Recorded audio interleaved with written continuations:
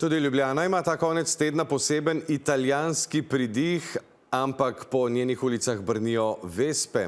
Tridnevno združenje v prestolnici poteka že 16. Udeležili so se ga tako domači kot tuji ljubitelji vesp. Letos mineva tudi 80 let, odkar je legendarni dvokolesnik prvič zapeljal s proizvodnega traku.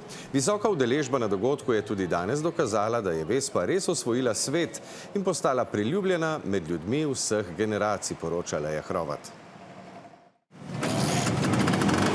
Okoli 130 ljubiteljev italijanskih lepotic vseh oblik in vseh barv se je danes zbralo v Ljubljani. Vsi smo radi malo zafnani, lepo zrihtani, nekaj posebenega pač. Una bomboniera Ljubljana. Sì, una meraviglia. 5 volte che veniamo qua. Kot so povedali vsi, vespa ni le motor, ampak način življenja. Osjećaj je kao malo dijete u vrtiću kad se raduje nečemu. Grande ospitalità da parte del Vespa Club Ljubljana. V zadnjih letih se je ljubljanskemu Vespa klubu pridružilo tudi veliko žensk, z veseljem pa sprejmejo tudi nove člane. Je pestro, razgibano, veselo, različnih starosti, ženske, moški, tako da smo veseli tega dogodka, vedno je lepo obiskan in se imamo krasno. Jaz imam veliko prijateljev, ki vozijo te hude motorje, ne? Ampak v Vespi nas je pa toliko žensk, da sama sem presenečena. Ne?